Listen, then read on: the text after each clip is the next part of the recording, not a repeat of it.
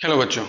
तो पिछले वीडियो में हमने देखा था कुछ स्पेशल फंक्शंस के बारे में हमने जाना था, जैसे कि modulus x, greatest integer x, smallest integer x. ठीक है, तो उसी को कंटिन्यू करते हुए आज कुछ और स्पेशल फंक्शंस हम देखेंगे जो कि काफी यूज होते हैं। उनमें से पहला फंक्शन है fractional part function. Fractional part function. ठीक, इसको कैसे लिखते हैं? इसको लिखते हैं f x is equals to curly bracket बीच में एक्स। ठीक, फ्रैक्शनल पार्ट को ऐसे डिनोट करते हैं। क्या होता है ये फ्रैक्शनल पार्ट, ये जानते हैं। क्या फंक्शन है, क्या काम करता है। तो जैसे आपने देखा था कि ग्रेटेस्ट इंटीजर में क्या करता था, कोई भी नंबर लिया आपने 7.2, कोई भी नंबर लो, तो उसका उससे छोटा, जस्ट छोटा एक इंटीजर वो बता देता था। जैसे कि 7.2 का छोटा इंटीजर क्या होगा, 7। ठीक, तो 7.2 का ग्रेटेस्ट इंटीजर क्या होगा, 7 होगा। ठीक, तो इसी तरह इसकी डेफिनेशन ये है, x minus greatest integer x। ठीक, ये बताता है किसी भी नंबर में फ्रैक्शनल पार्ट कितना है। ठीक है, तो अगर इसी से बात करें, इसी से, तो अगर आप देखोगे 7.2 नंबर कोई है, तो इसमें देखोगे फ्रैक्शनल पार्ट कितना है, तो कोई कहेगा 0.2 है, तो बिल्कुल सही सोच रहा है वो, क्योंकि इसमें फ्रैक्शनल पार्ट 0.2 ही है। कैसे निकालेंगे? अगर इसका फ्रैक्शनल पार्ट निकालना है, ठीक है, तो इसमें x यानी कि 7.2 में माइनस करना पड़ेगा ग्रेटेस्ट इंटीजर 7.2। यही तो हमने किया, x की जगह ये रख दिया 7.2। तो 7.2 से 7.2 का ग्रेटेस्ट इंटीजर कितना होता है, 7 गया, तो कितना आया, 0.2। हमें देखने से पता लग गया था कि इसका फ्रैक्शनल पार्ट 0.2 होगा। ठीक है, वही चीज हमने निकाल दी। फ्रैक्शनल पार्ट सिर्फ यही काम करता है, किसी भी नंबर का फ्रैक्शन निकाल लेता है। ठीक, तो अब मुझे बताओ इसका ग्राफ कैसे बनेगा। इसका ग्राफ कैसे बनेगा, शुरू करें? इसका ग्राफ बनाते हैं, चलो।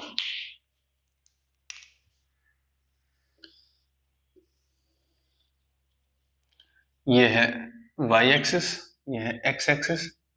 ठीक, ये पॉइंट्स मार्क कर देता हूं, 1 2 3 4, इसी तरह यहां पे -1 -2 -3 -4। ठीक, मैंने पॉइंट्स मार्क कर दी।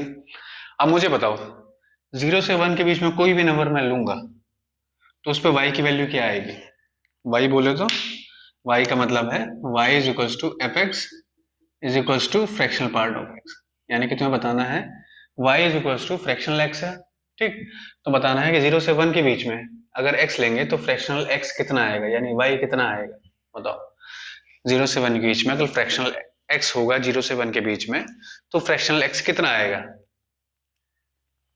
भाई जो भी जो नंबर होगा as it is fractional x आ जाएगा। तो उसके लिए जो लाइन बनेगी वो कुछ ऐसे बनेगी। ठीक, 1 पे फ्रैक्शनल x कितना होगा? सर 1 पे फ्रैक्शनल x 0 होगा, इसलिए यहाँ पे सर्किल बना देंगे। 1 पे वापस ऊपर जा रहा है, 1 पे आते ही खटाक से नीचे गिर जाएगा, यहाँ पे आ जाएगा फिर से। ठीक, अब बताओ 1 से 2 के बीच में क्या होगा? 1 से 2 के बीच में इसकी एक खास बात आपको ध्यान रखनी है कि ये इसकी वैल्यू जो है वो 0 से 1 के बीच में लाई करेगी। ठीक है, 1 से बड़ी नहीं हो सकती, क्योंकि फ्रैक्शनल पार्ट किसी भी नंबर का 1 से बड़ा नहीं हो सकता, तभी तो फ्रैक्शनल पार्ट कहलाता है वो। ठीक है, तो फ्रैक्शनल पार्ट 1 से बड़ा नहीं हो सकता, तो यहाँ पे सेम बिल्कुल ऐसे ही ग्राफ आएगा। जैसे ही 2 पहुंचेगा नीचे गिर जाएगा फिर से। ठीक, ये जो लाइन है ये 45 डिग्री वाली लाइन है। ठीक, ये 45 डिग्री वाली लाइन है। उसके बाद जैसे ही 2 से बड़ा होगा, ठीक है, 2.3 2.4 2.5 इस तरह जाएगा, तो फिर से ये ऐसे ऊपर आएगा, फिर नीचे गिर जाएगा। जैसे ही 3 पहुंचेगा फिर नीचे आ जाएगा। ठीक है, इसी तरह एक ग्राफ ऐसे चलता रहेगा। ठीक, सिमिलरली इस डायरेक्शन इसमें भी बिल्कुल सेम ऐसे ही बनता है। यहाँ पे आएगा, जैसे 0 पहुंचेगा 0 पे गिर जाएगा, यहाँ से भाग के। सेम यही ग्राफ, जैसे ही ये -1 में पहुंचेगा यहाँ गिर जाएगा फिर से, सेम। ठीक, ज्यादा ऊंचा बना दिया मैंने इसको।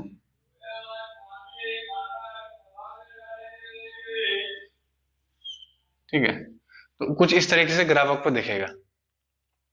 ठीक, ध्यान में रखने वाली बात है कि इसकी वैल्यू जो है, ये जितने भी पॉइंट्स हैं, ठीक है, इसकी वैल्यू है y इक्वल टू 1, यानी कि ये पॉइंट है y इक्वल टू 1। ठीक है, तो क्या कभी 1 होगा? बिल्कुल नहीं होगा। क्यों नहीं होगा? क्योंकि 1 पे जाके जितने भी पॉइंट्स हैं सब पे हॉलो सर्कल है, ये हॉलो सर्कल, ये हॉलो सर्कल, हॉलो सर्कल। ठीक है, तो 1 कभी नहीं हो पाएगा। 0 हो सकता है, 0 से 1 के बीच में हो सकता है। ठीक है, तो इसकी अगर बात करें तो रेंज क्या होगी? रेंज रेंज क्या होगी? 0 हो सकता है, हाँ जी बिल्कुल हो सकता है। क्या 1 हो सकता है? नहीं हो सकता है, लेकिन 1 तक पहुंच सकता है। तो तक पहुंचने के लिए ये लगा देंगे। 0 भी हो सकता है, इसलिए स्क्वायर ब्रैकेट लगा दिया। ठीक, तो रेंज इसकी हो जाएगी 0 से लेके 1 के बीच में। 1 ओपन ब्रैकेट और 0 क्लोज ब्रैकेट। ठीक, यानी कि 0 इंक्लूडेड है और 1 इंक्लूडेड नहीं है। 0 हो सकती है वैल्यू इसकी, 1 नहीं हो सकती इसकी वैल्यू। ठीक है, तो ये हमारा हो गया फ्रैक्शनल पार्ट फंक्शन। ठीक, हो गया, समझ में आया फ्रैक्शनल पार्ट फंक्शन की। इसके बाद इसी के बेस पे क्वेश्चन ट्राई करते हैं। क्वेश्चन है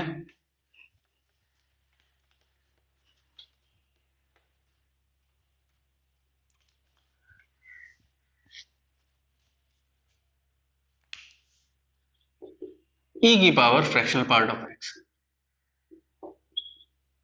ठीक है,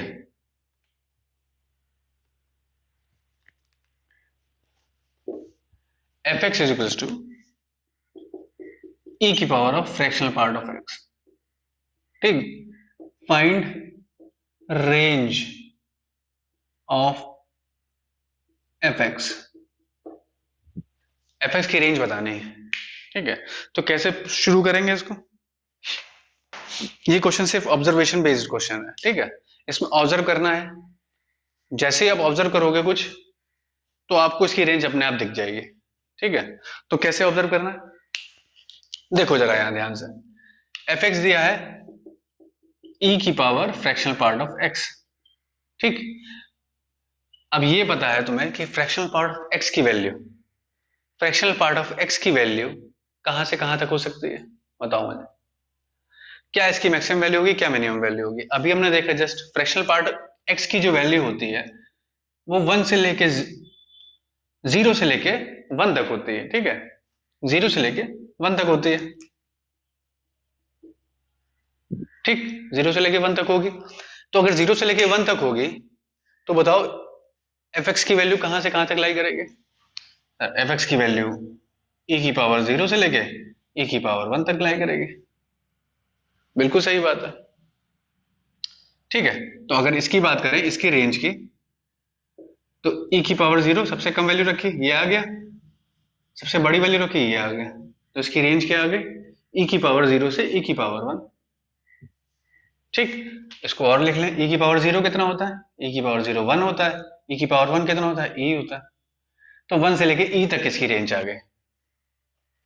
ठीक है, तो थोड़ा थोड़ा हमें समझ में आ गया फ्रैक्शनल पार्ट करता क्या है। किसी भी नंबर का फ्रैक्शन उठा के हमें दे देगा। ठीक है, जो भी वैल्यू, जैसे कोई नंबर लिखा है -2.33, ठीक है, तो उसका फ्रैक्शनल पार्ट कितना होगा मुझे बताओ। -2.33 का फ्रैक्शनल पार्ट कितना होगा?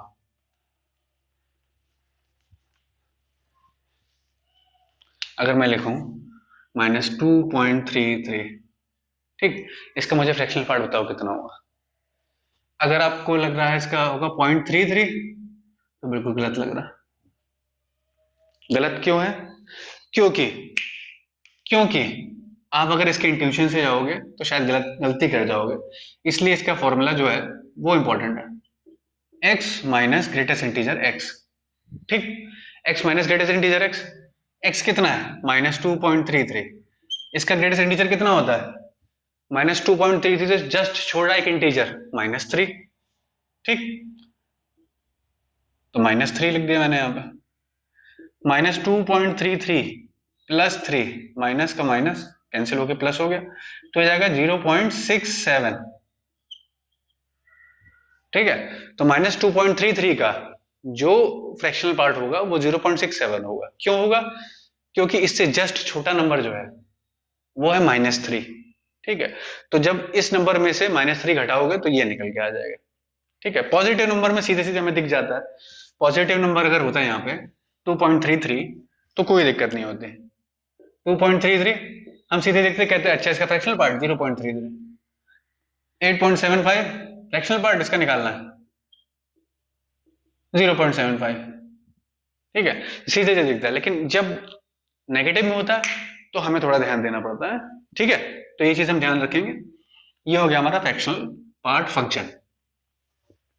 ठीक, इसके बाद जो फंक्शन आता है बहुत ही इंटरेस्टिंग फंक्शन है, वो है सिग्नम फंक्शन।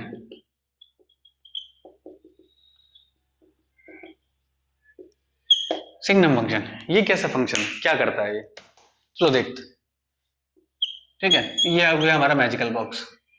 ठीक, इधर से कोई नंबर आएगा, कोई भी नंबर इधर से आया, ठीक, तो ये डब्बा कुछ नहीं करेगा, उस नंबर को कुछ भी नहीं करेगा, सीधे बता देगा हमें क्या वो नंबर पॉजिटिव है, क्या वो नंबर 0 है, क्या वो नंबर नेगेटिव है। वो इतना बताएगा हमें कि क्या वो नंबर पॉजिटिव है कि क्या वो नंबर नेगेटिव है। ठीक, तो जैसे ही कोई नंबर आया यहां से, ठीक है, -5, तो खटाक से इसकी ये क्या बताएगा हमें, कहेगा नंबर है नेगेटिव। कैसे बताएगा? -1 करके। ठीक, -1 दे देगा तो हम समझ जाएंगे नंबर जो भी घुसा था वो नेगेटिव घुसा था। अब अगर कोई नंबर घुसा 7, ठीक, तो ये हमें क्या बताना चाहिए बताओ? ये हमें बताएगा 1। ठीक है, 7 घुसेगा तो 1 बताएगा। जब जैसे ही 1 बताएगा हम समझ जाएंगे नंबर पॉजिटिव है। कोई भी नंबर घुसा हो हमें मतलब नहीं है, कोई भी नंबर इस तरह से आया हो कोई फर्क नहीं पड़ता, लेकिन जो आंसर आएगा वो हमारा पॉजिटिव है नेगेटिव में आएगा। अब जैसे कोई नंबर घुसा 1000, तो बताओ क्या आंसर आएगा? 1 ही आएगा। ठीक है, ये इसका काम सिर्फ और सिर्फ ये बताना है कि नंबर पॉजिटिव है कि नेगेटिव है। ठीक, वो हमें कैसे बताता है? ग्रीन लाइट या रेड लाइट जला के। ग्रीन लाइट मतलब 1, रेड लाइट मतलब -1। ठीक है, जैसे रेड लाइट हो जाएगा, रेड जैसे -1 दिखाएगा समझ जाएंगे लाल बत्ती जल गई, इसका मतलब नंबर जो है वो नेगेटिव था। जैसे ही 1 आया हम समझ जाएंगे पॉजिटिव है नंबर, ग्रीन लाइट जल गई यानी नंबर पॉजिटिव था। ठीक, समझ गए? और अगर यहाँ पे 0 आ जाए तो 0 एंटर कर गया तो 0 ही आ जाएगा। ठीक है, हो गया। तो इसके 3 आउटपुट हो सकते हैं इस फंक्शन के। ये फंक्शन सिर्फ 3 वैल्यू देता है। क्या वैल्यू देगा? कहेगा रेड लाइट, ग्रीन लाइट या येलो लाइट। रेड लाइट क्या सी है? -1, येलो 0, 1। सिर्फ यही इसके आउटपुट। ठीक है, यही एक आउटपुट देता है। -1 कब देगा? जब x <0।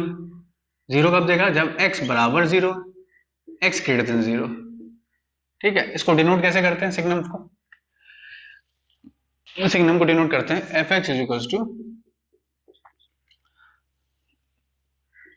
mod x upon x। ठीक है, mod x upon x number का साइन बता देगा तुम्हें। mod x upon x number का साइन बता देगा कि नंबर -1, नंबर +1 है, नंबर 0 है, नंबर का साइन बता देगा। ठीक है, और यहां पे mod x =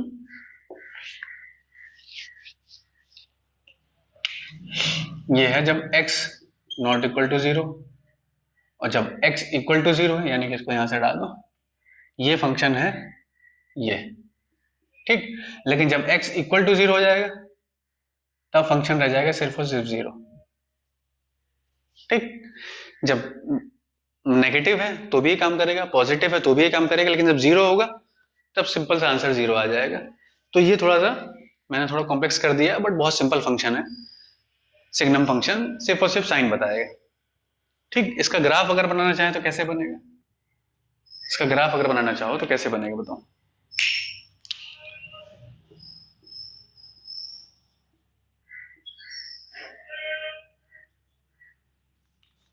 ये x, ये y, इधर जितने भी पॉइंट्स हैं x के वो सारे के सारे पॉजिटिव है कि नहीं? बिल्कुल सही बात। इधर से जितने भी x हैं सारे पॉजिटिव हैं, सारे पॉजिटिव है तो आंसर क्या आना चाहिए, जितने भी एक्स है सबके लिए आंसर कितना आएगा, +1 1। तो एक लाइन 1 वाली खींच दी मैंने इधर। जितने पॉइंट है इस पॉइंट पे 1, इस पॉइंट पे 1, इस पॉइंट पे 1, इस पॉइंट पे 1, इस पॉइंट पे 1, सारे पॉइंट्स पे 1 आ जाएगा। ठीक, इसी तरह नेगेटिव एक्स के लिए कितना आएगा, -1 आ जाएगा।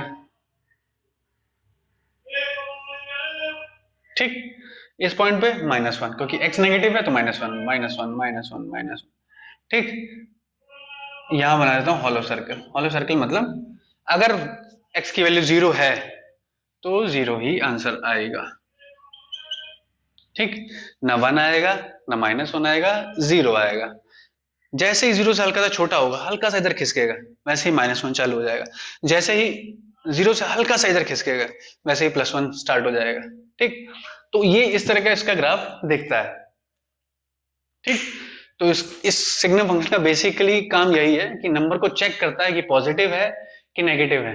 ठीक है, ये नंबर को इतना चेक करने के लिए काम आता। ठीक है, इसके बाद जो फंक्शन हम पढ़ेंगे वो एक बहुत ही इंपॉर्टेंट फंक्शंस हो जाते हैं। पहला फंक्शन है एक्सपोनेंशियल, दूसरा है लॉगैरिथमिक।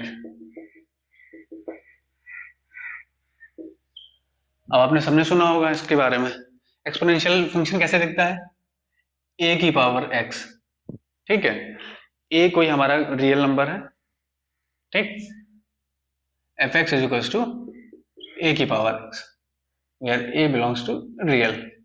ठीक, इसी तरह लॉगरिथमिक कैसे दिखता है, लॉगरिथमिक दिखता है f(x) = log, हम इसको ऐसे लिखते हैं लॉग को, लॉग में एक बेस होता है, बेस में लिख देंगे a और ऊपर लिख देंगे x। ठीक है, बेस में लिख देंगे a और लॉग के अंदर लिख देंगे x। ठीक है, तो लॉग में दो चीजें होती हैं, एक बेस होता है, एक अंदर की वैल्यू होती है। तो इस तरीके से कुछ दिखता है लॉगरिथमिक और एक्सपोनेंशियल फंक्शन। अब काम क्या होता है, एक्सपोनेंशियल फंक्शन हमारा क्या काम करता है, कोई भी x में जो भी वैल्यूज होती है ना, उनको मैग्नीफाई करके दिखाता है। एक तरीके का ये वो लेंस है। ठीक है, अगर आप कोई भी चीज बड़ा करके देखनी है तो आप एक्सपोनेंशियल फंक्शन यूज करोगे। जैसे कि अगर मान लो 3 वैल्यूज है मेरे पास, 1 10 100। ठीक है, 3 वैल्यूज है मेरे पास x में। ठीक है, अब इनका डिफरेंस देखो कितना कितना है।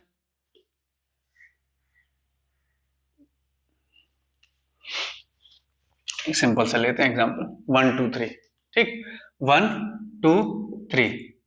ठीक है, अब a रियल नंबर है, a कुछ भी ले सकते हैं, चलो a लेते हैं 10।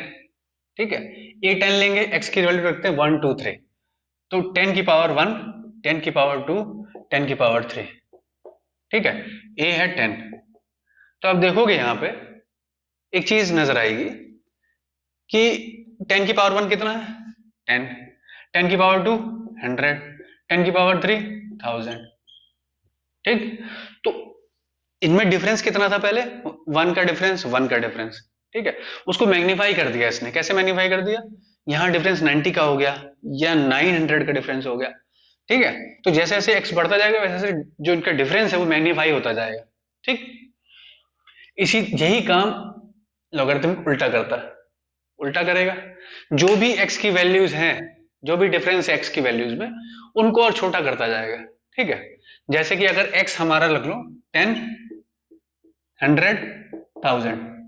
ठीक, अगर x ये है, यहां पे x कितना था 1 2 3। ठीक, x ये है, तो ये बताओ log x कितना होगा। अगर a = 10 है, log x कितना होगा, यहां पर रखो log 10 / 10, log 10 100, log 10 ये 1000 है। ठीक, अब देखोगे यहां पे तो log 10 10, log 10 / 10 कितना होता है, ये होता है 1। log 10 / 100 ये कितना होता है, ये होता है 2, ये होता है 3।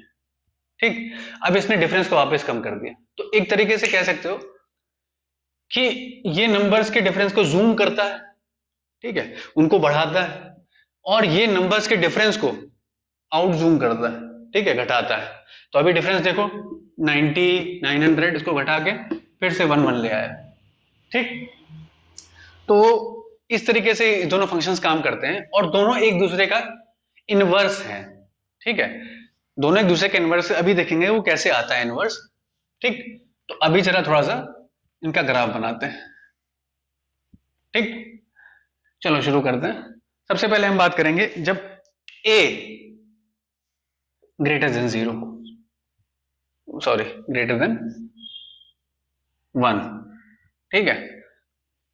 यहां पे मैंने गलती करी, a की वैल्यू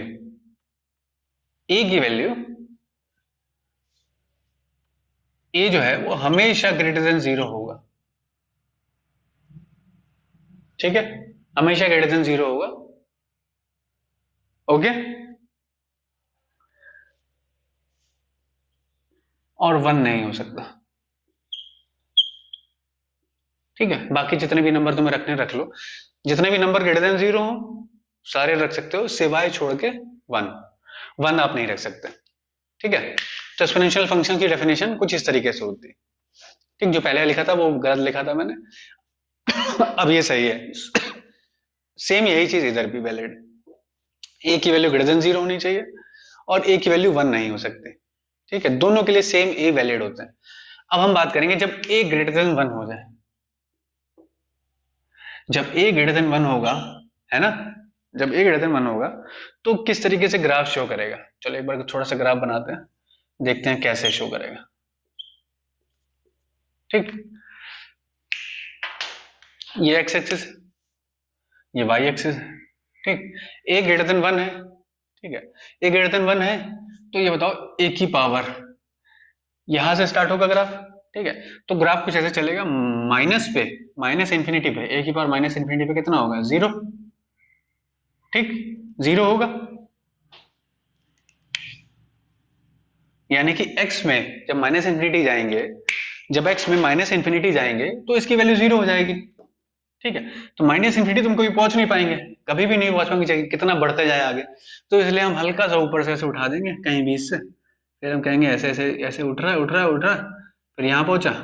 ये जो पॉइंट है यहाँ पे, जब x की वैल्यू कितनी है, x की वैल्यू 0 है, तो a की पावर 0 यानी 1, यानी कि ये वैल्यू जो है y इक्वल टू 1 है, ठीक।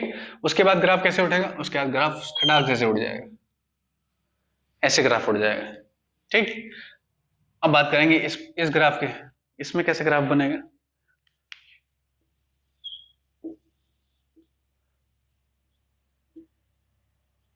एक्स वाई, ठीक। अब इसमें देखो ग्राफ कैसे बनेगा, जब x की वैल्यू 0 होगी, जब x की वैल्यू 0 होगी तो fx कितना होगा। पहली बात तो 0 हो नहीं सकते, log x 0 पे अनडिफाइंड हो जाता है, तो x not equal to 0, x strictly greater than 0, ये लॉग की डेफिनेशन ही होती है ना। तो जब लॉग की डेफिनेशन में x ग्रेटर देन 0 हो या इक्वल नॉट, मतलब सिर्फ और सिर्फ ग्रेटर देन 0 कर लो, ठीक है, ग्रेटर देन 0 होना चाहिए। तो ग्रेटर देन 0 मतलब इधर तो कोई ग्राफ आएगा ही नहीं, इसका आएगा तो इधर ही इधर आएगा, ठीक है। अब इसमें आप देखोगे तो y ग्रेटर देन 0 हमेशा, ग्राफ y के नीचे नहीं आ रहा, x एक्सिस के नीचे नहीं आ रहा, x एक्सिस के ऊपर ही लाई कर रहा। इसी तरह सेम यहाँ पे जो ग्राफ है वो y एक्सिस के इधर लाई नहीं करेगा, सिर्फ इधर लाई करेगा, ठीक है। सिमिलर कंडीशंस हैं, ठीक है। यहाँ पे कहते हैं कि y नेगेटिव नहीं हो सकता, y एक्सिस पे नेगेटिव कोई पॉइंट नहीं आएगा, यहाँ पे कहेंगे कि x नेगेटिव नहीं हो सकता, ठीक, क्योंकि दोनों एक दूसरे के इनवर्स फंक्शन है, ठीक है। तो अगर इसमें ग्राफ बनाने जाएंगे तो कुछ इस तरह का ग्राफ बनेगा, सेम यही ग्राफ जैसे ऐसे उठा है, सेम वही पॉइंट, सारे वही पॉइंट्स आएंगे, बस डिफरेंस क्या हो जाएगा, क्या, जो पॉइंट्स x और y में आ रहे थे वो y और x में आने शुरू हो जाएंगे, मतलब x और y अपने रिवर्स कर दो यहाँ पे x और y, तो सेम वही ग्राफ आ जाएगा, ठीक है। x और y रिवर्स करने पे सेम वही ग्राफ आ जाएगा। क्यों आ जाएगा, क्योंकि जब आप x और y रिप्लेस करते हो आपस में तो वो उसका इनवर्स हो जाता है। तो मैंने पहले ही बताया था कि ये इसका इनवर्स है, वो इसका इनवर्स है, ठीक। तो जब दोनों फंक्शन आपस में एक दूसरे के इनवर्स हैं तो x और y रिप्लेस करने से तुरंत के तुरंत वही ग्राफ आ जाएगा। तो जो ये ग्राफ बना है सेम यही ग्राफ ऐसे बना दो, ठीक है, तो ये हो जाएगा log ए एक्स का ग्राफ, और ये जाएगा e की पावर x का ग्राफ, सॉरी a की पावर x का ग्राफ, ठीक है। ये बात आ गई a greater than 0, a greater than 1 पे, ठीक है। इसी तरह पर a लेस देन 1 कर दें तो a लेस देन 1 कर दें, यानी कि a 0 से 1 कर दें, क्योंकि 0 नहीं हो सकता, ठीक है, 0 से बड़ा होना चाहिए और 1 से छोटा, ठीक। तो अगर इसका ग्राफ बनाने जाए तो कैसे बनेगा,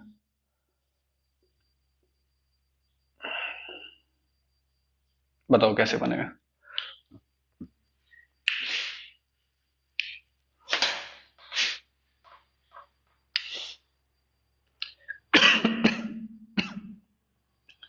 इसका ग्राफ कुछ उल्टा बनेगा,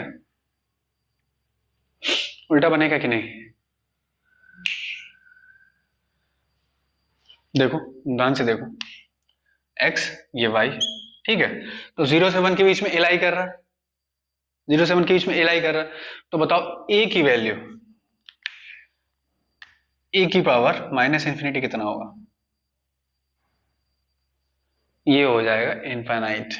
कैसे हो गया, कैसे हो गया इनफाइनाइट, क्योंकि a लेस 0 से 1 के बीच में, यानी कि a जो है फ्रैक्शनल पार्ट है, यानी कि 1 अपॉन समथिंग है कोई वैल्यू, ठीक है, 1/2 है या 1/3 है, तो अगर 1/2 लेते हैं, ठीक, 0 से 1 के बीच में 1/2 है, इसकी पावर माइनस इनफाइनाइट, यानी कि 2 की पावर इनफाइनाइट, तो कितना होता है इनफाइनाइट, ठीक, 1/2 की पावर माइनस इनफाइनाइट मतलब 2 की पावर इनफाइनाइट, इनफाइनाइट, ठीक है। तो अब जब नेगेटिव में माइनस इनफिनिटी जा रहा है तो इन्फिनिटी पहुंच जा रहा है, और जब प्लस इन्फिनिटी जा रहा है तब 0 हो जा रहा है, ठीक। सिमिलरली सिमिलरली अगर यहां देखें हम लोग इस जगह पे ग्राफ बनाए,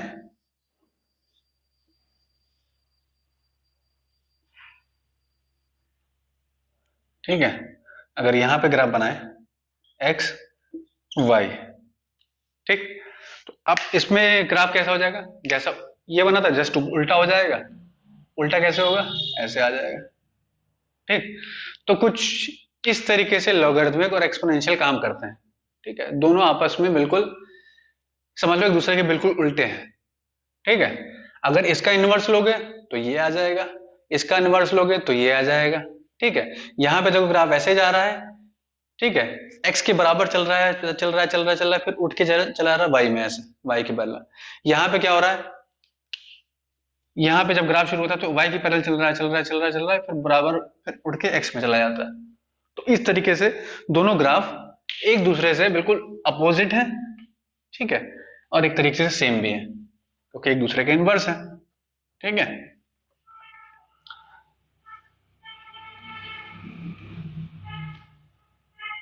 ठीक, अगर यहां तक समझ में आ गया तो एक दो क्वेश्चन ट्राई करते हैं, ठीक। तो एक्सपोनेंशियल में तो चलो चलता है, लॉग में एक दो चीजें और मैं आपको बताना चाहता हूँ, जैसे कि आपका लिखा है लॉग बेस एक्स, है ना, f x is equals to log a, log x base a, log x base a. तो अगर ये चीज लिखी है ना, तो अब ये बताओ कि x की वैल्यू क्या क्या हो सकती है, मैंने बताई थी x की वैल्यू ग्रेटर देन 0 होनी चाहिए, ठीक है, x की वैल्यू लेस देन 0 नहीं होनी चाहिए, बाकी और कोई कंडीशन है, और कोई कंडीशन नहीं है, बस इतना ध्यान रखना है कि जब भी log आएगा, log x आएगा, तो x की वैल्यू ग्रेटर देन 0 होनी चाहिए, ठीक है। तो ये बात एक ध्यान रखने वाली बात है, इसी की बेस में कुछ क्वेश्चन ट्राई करते हैं। पहला क्वेश्चन है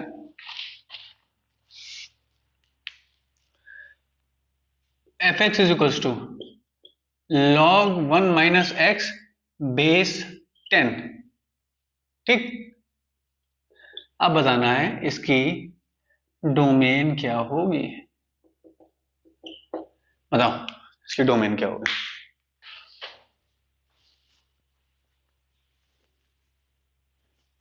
गौर से देखो इस फंक्शन को, ठीक है, इस फंक्शन को देखोगे तो आप सीधे सीधे समझ जाओगे कि ये जो वैल्यू है अंदर, इसकी वैल्यू ग्रेटर देन 0 होनी ही चाहिए, ठीक है।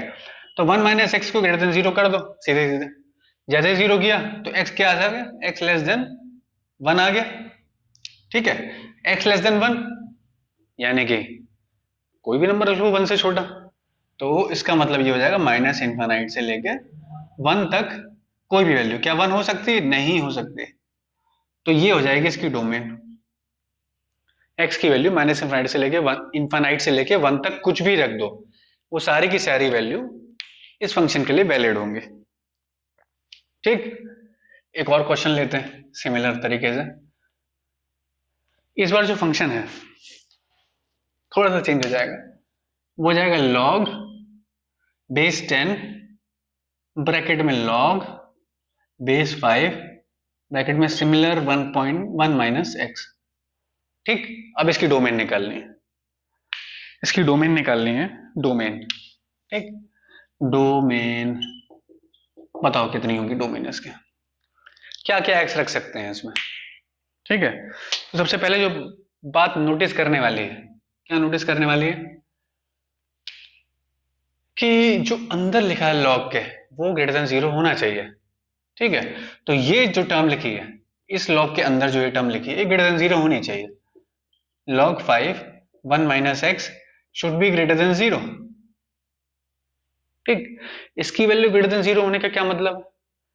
इसकी वैल्यू ग्रेटर देन 0 होने का मतलब ये है कि जो ये टर्म लिखी है 1 माइनस एक्स, इसकी वैल्यू 1 से बड़ी होनी चाहिए। 1 से बड़ी होनी चाहिए कि नहीं? अगर इसकी वैल्यू 1 से बड़ी होगी तभी तो ग्रेटर देन 0 आएगा। ठीक है, तो 1 माइनस एक्स की वैल्यू 1 से बड़ी होनी चाहिए, है ना। इसका मतलब ये होता है, जैसे कि आप देखो 5 की पावर मैं क्या रखूं, 5 की पावर मैं क्या रखूं कि 1 माइनस एक्स आ जाए, इसका मतलब ये है। ठीक है, 5 की पावर में क्या रखूं कि 1 माइनस एक्स आ जाए, 5 की पावर में क्या रखूं कि 1 माइनस एक्स आ जाए। ठीक, तो ये बताओ ये जो क्या है, ये यही है। ठीक है, तो क्या रखो, ग्रेटर देन 0 रखना है हमेशा। 5 की वैल्यू, 5 की जो पावर है ग्रेटर देन 0 रखनी पड़ेगी। यहाँ पे 0 से कम वैल्यू नहीं रख सकते आप। ठीक है, क्योंकि ये वैल्यू ग्रेटर देन 0, यहाँ 0 से कम नहीं रख सकते। इसका मतलब ये है कि ये वैल्यू जो है वो 1 से बड़ी होगी, 5 की वैल्यू ये 1 से बड़ी होगी। अगर यहाँ पे जो वैल्यू डाल रहे हो वो 0 से बड़ी है तो ये वैल्यू 1 से बड़ी होगी। सही बात है, 0 पे 1 आता है, 0 से बड़ी है तो 1 से बड़ी है। ठीक, इतना समझ में आता है, तो समझ में आ गया ये समझ में आ गया। ये वैल्यू जब ग्रेटर देन 1 है तो ये वैल्यू ग्रेटर देन 1 होगी, तो 1 माइनस एक्स ग्रेटर देन 1। यही चीज मैंने यहाँ पे लिखी है, बस सिर्फ और सिर्फ आपको एक्सप्लेन करने के लिए मैंने ये चीज बताई है। इस तरीके से आप और सोच सकते हो अगर आपका मन करे तो। ठीक है, तो 1 माइनस एक्स ग्रेटर देन 1। ठीक है, यहां से कितना आ जाएगा, x लेस देन 0। ठीक है, तो इसकी डोमेन कितनी आ जाएगी, माइनस इनफाइनाइट से लेके 0 तक। क्या 0 होगी वैल्यू? बिल्कुल नहीं होगी, 0 वैल्यू बिल्कुल नहीं होगी। ठीक है, तो इसकी जो डोमेन आ गई वो आ गई माइनस इनफाइनाइट से 0। ठीक, तो यहां से समझ में आया लॉग फंक्शन कैसे काम करता है। उसके अंदर की वैल्यू को हमें 0 करना होता है, ग्रेटर देन 0 करना होता है, तब हम डोमेन निकाल पाते हैं। ठीक है, क्योंकि उसके अंदर की वैल्यू कभी लेस देन 0 नहीं हो सकती या इक्वल टू 0 भी नहीं हो सकती। तो इसको ग्रेटर देन 0 किया हमने, ये ग्रेटर देन 0 किया। जब इसको ग्रेटर देन 0 किया तो ये वैल्यू जो है इसके अंदर की वैल्यू, इसकी वैल्यू ग्रेटर देन 1 होनी चाहिए, 1 होनी चाहिए, तो एक्स ये डोमेन आ गई। ठीक है, तो बाकी आगे कंटिन्यू करेंगे नेक्स्ट क्लास में, अभी के लिए इतना ही।